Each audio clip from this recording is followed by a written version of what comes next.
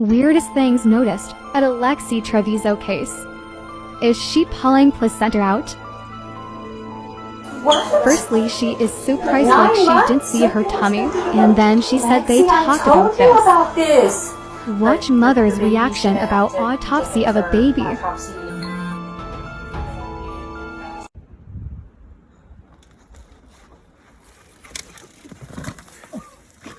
Was your throat cut?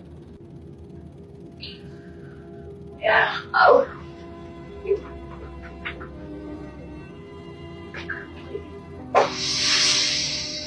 Grandma? Oh my God.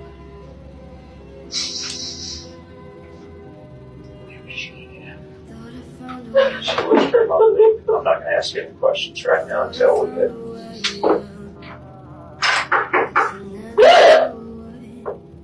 A terrifying real footage of a group of men following a girl home. Can't fucking open the damn door.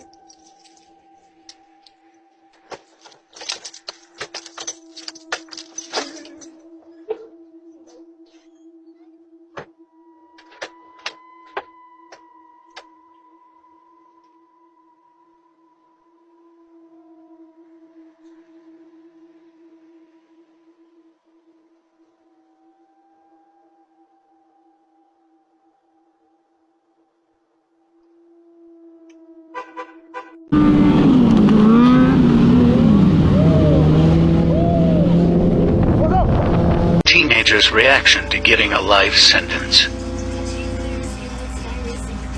That there is only one appropriate sentence in this case. Mr. Fucci, if you and your attorneys would please rise. Counsel, is there any legal reason why this court cannot impose sentence at this time?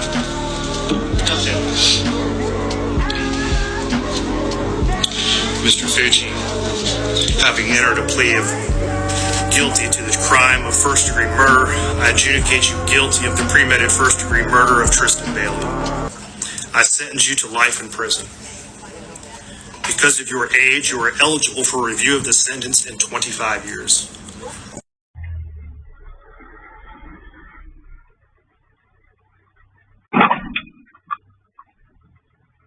In 2005, this man would terrorize an entire community in Maine, and he's never been caught. In the sleepy town of Cape Elizabeth, this man, who became known as the Cape Intruder, began breaking into people's homes just to watch them sleep. The Cape Intruder would only break into homes where doors and windows were left unlocked, and he would never take anything or harm anybody, but he would just stand over the victims and watch them sleep. Some people would wake up to him standing over them, but he would always disappear before they could act. It left the entire town terrified and paranoid to go to sleep. It got to the point that there were so many break-ins that the community set up neighborhood watches to try and catch the man doing this. Victims came forward and worked with police to create this composite sketch. But the break-ins eventually stopped and the man was never caught. And to this day, the Cape Intruder is still out there. This girl was locked inside of a coffin-sized box for 7 years. In May 1977, Colleen Stan, a 20-year-old woman, was hitchhiking to a friend's birthday party when she accepted a ride from Cameron and Janice Hooker, a married couple with a young child. Instead of taking her to the party, the Hookers abducted Colleen and took her to their home in Red Bluff, California. For the next 7 years, Colleen was held captive in a small, coffin-like box. She was subjected to extreme physical and psychological abuse. Colleen was also brainwashed and manipulated into believing that an underground organization known as the Company would harm her family if she attempted to escape or seek help. Colleen's captivity ended in 1984 when she was allowed to visit her family. During this visit, she revealed her horrifying ordeal to her family, who immediately contacted law enforcement. Cameron Hooker was convicted of kidnapping and various sexual offenses and was sentenced to 104 years in prison. My name is Tamara Samsonova, also known as the Granny Ripper. I was a Russian serial slayer, born in 1947. I gained notoriety in 2015 when the dismembered remains of my friend Valentina was found in St. Petersburg. Due to our conflicted friendship, I made Valentina a salad with crushed sleeping pills in it. Once she was unconscious, I used 2 knives and a hacksaw to shear her into pieces. I confessed to the crime and shocked investigators by revealing I had been a serial K for decades, often targeting elderly victims. What set me apart was my chilling habit of documenting my crimes in a diary and on camera. I would even consume the body parts of my victims. Due to my severe mental instability, I was institutionalized rather than receiving a traditional prison sentence. My case highlighted the challenge of dealing with serial slayers who have significant psychological disorders, emphasizing the need for improved mental health interventions within the criminal justice system. So you may have seen this image floating around the internet today, because this image, which was recently released, was taken before Emma Brown, featured below, took a gun and turned it on her father and then herself. The photo is from last year in September, and the plan was part of a murder plot that her and another 12-year-old girl came up with. It was later discovered that Emma's plan was to kill her family and her pets and then run away with a friend. And after she shot her father in the abdomen, she was running towards the driveway when it's believed that she panicked and turned the gun on herself. This all happened in Texas, and now authorities believe that she was headed towards the driveway so she could grab her car, drive about 230 miles to her friend, and then the both of them were going to drive to Georgia together. It's also now believed that Emma didn't come up with this plan herself. It was actually planned by the friend, but they're not releasing the friend's name, and it's not clear how Emma and her met. It's a little implied that cops are blaming social media for this. They issued a statement that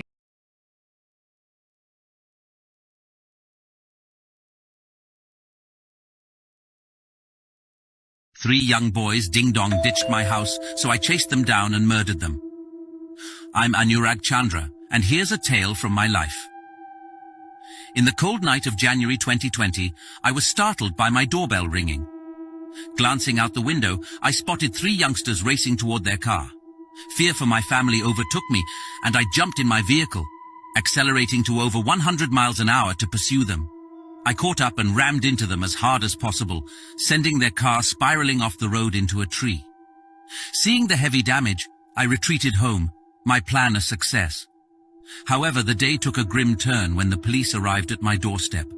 They informed me that all three boys had died, and I was charged with 3 counts of murder and 3 counts of attempted murder.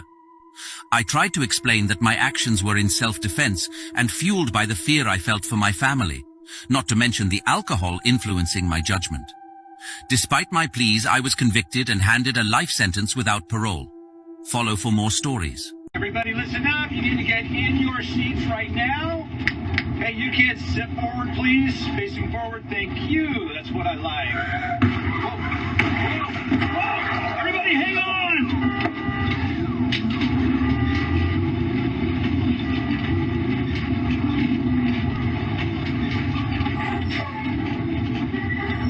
Oh. Is everybody okay?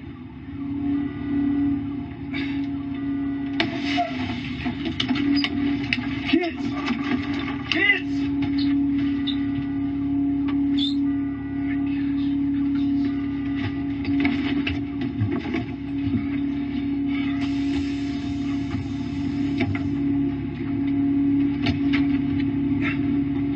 This is the scariest story about the new parents, and it's absolutely chilling. There was a kid named Michael who was coming downstairs for breakfast one morning.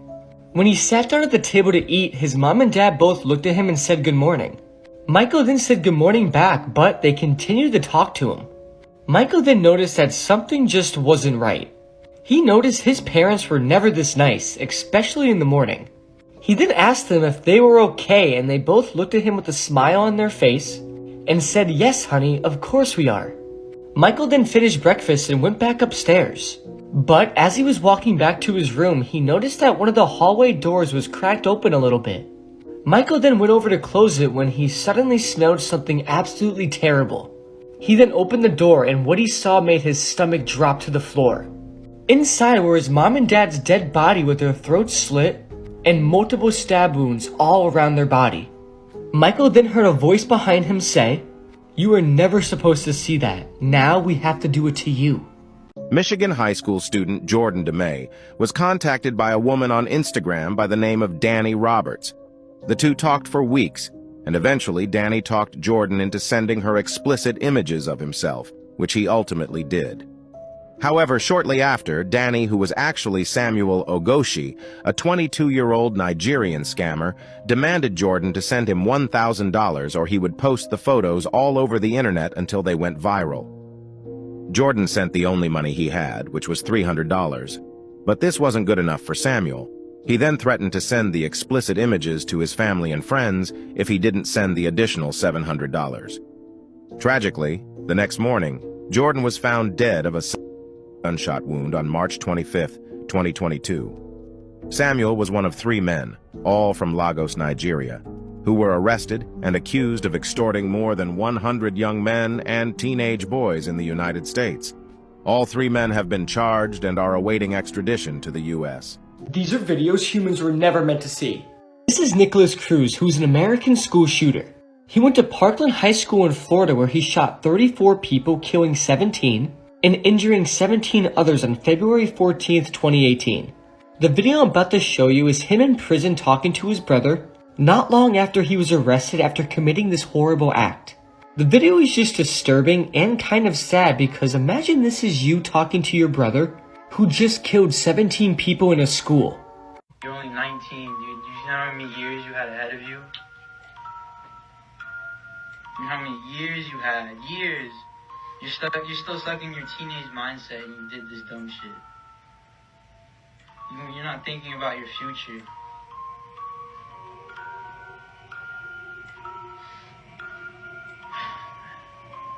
I still care about you. What? I still love you. Still love you too. Bro, like, I mean, I wish I could have prevented this. Cause I feel like this is a big part of, like, my fault also, cause, you know, we grew up together, like, I know I was the nicest to you. I know I probably made you feel like shit. You told me that, I'm pretty sure that you told me that I made you want to kill yourself or something. And I'm sorry that I grew up being a dumb jerk to you. Around 10 minutes in, Samson was dislodged from his seat. Passengers, friends and family watched in horror as Samson hung on. Heartbreaking, Samson's last words were, "Tell my mum and dad I love them," before he fell out of his seat and plummeted to the ground. On the video, other passengers are heard screaming, demanding that they stop the ride. Samson was now on the ground surrounded by a pool of blood. He fell 200 feet. Terrified onlookers called emergency services. Alright, tell me exactly what happened. The thing went down to drop, and like when they got closer to the bottom, when it hit the brakes, the guy fell right out of the seat and bam, straight through the chair and just flopped. It was the biggest smack I ever heard in my life. Okay. Alright, so we have help on I seen him hit the ground. Okay, so he fell out of the thing onto the floor? Yeah. Okay, are you with him now? No, there's like a whole crowd around him right now. Okay. And was he the only one that Yeah, fell he's out? the only one that fell, but there was like 4 people on the ride. Okay. Alright, so we have help on the way. Looks like we're getting multiple calls. Yeah, like no one's calling right now. Everyone's just standing around looking at the fucking guy, you know? Okay. Yeah, we have 2 other people that called in, and we're on the way there, okay? We're coming as fast as we can. The emergency services arrived on the scene, but unfortunately it was too late. If you still use one of these things, you might want to take caution. In the mid-80s, 17-year-old Jason Finley was found deceased in his bedroom with 0 evidence as to what happened. Jason was in good health, and there was no evidence in his room that would suggest there was any kind of foul play that night. It wasn't until an autopsy revealed blood in Jason's inner ear, which points to an electrical surge of some kind. And that's when the pieces of this puzzle finally started to come together. Jason happened to be on the phone while there was a bad thunderstorm that night, and all it took was for his house to be struck by lightning and that electricity to travel through his telephone wires.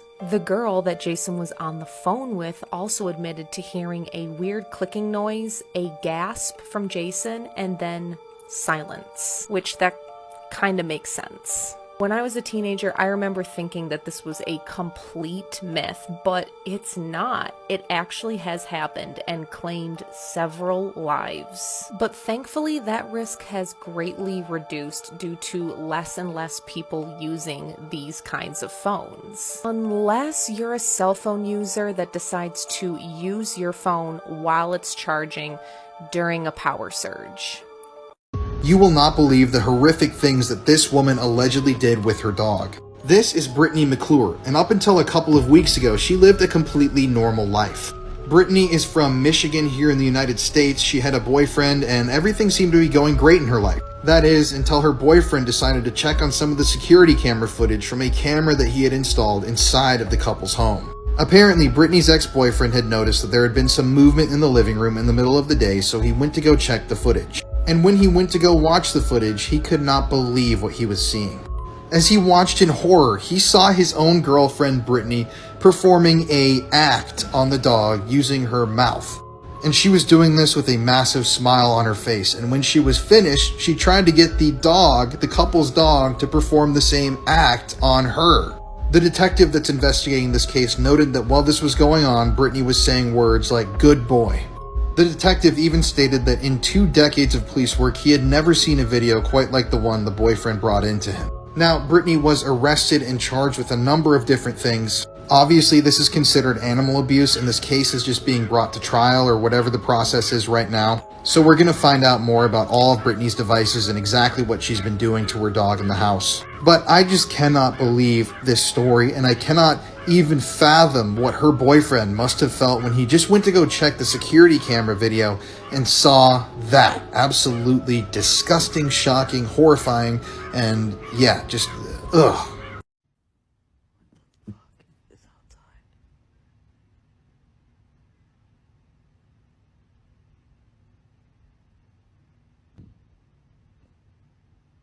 What the fuck? Too scared to open my door. Come here. Come here. Come here. Hey, come here. Come here. What I told you. Come here. The reason I had to move out of my flat. I was home alone.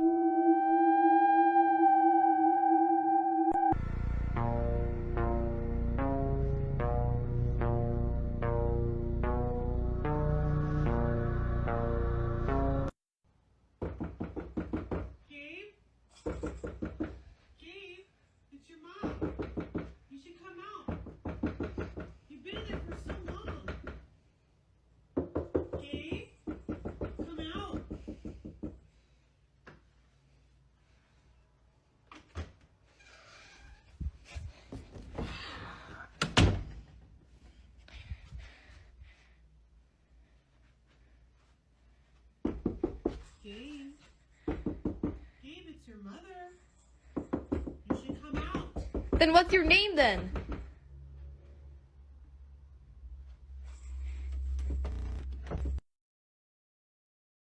This town is so haunted they had to permanently close it to the public.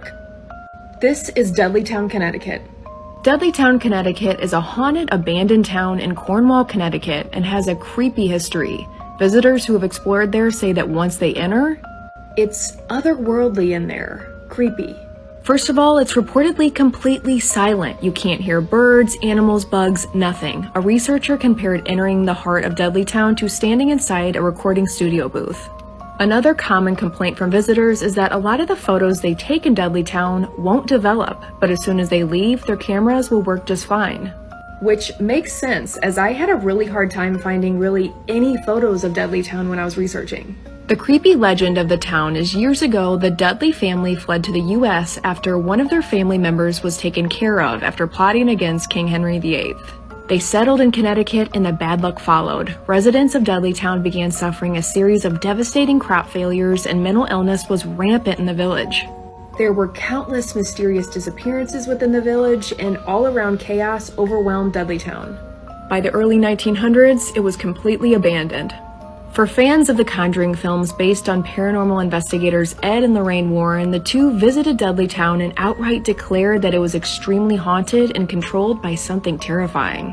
Investigators agreed that Dudleytown is some kind of a portal. But here's where it goes from spooky to downright bizarre. The owners, the Dark Entry Forest Association, closed Dudleytown to the public and don't do anything to dispel the rumors. In fact, they refuse to be interviewed for the most part, and the owners go to great lengths to conceal their identities. On top of that, if you are caught trespassing in Dudleytown, you will be heavily prosecuted. This is so strange to me. We see so many other ghost towns around the world, and usually they keep these places open for tourism. You know, profit off the history and the spookiness. But for some reason, this association wants to keep people out of Dudleytown altogether. A paranormal researcher said there's some kind of secret that they are keeping there, and they want people to stay out.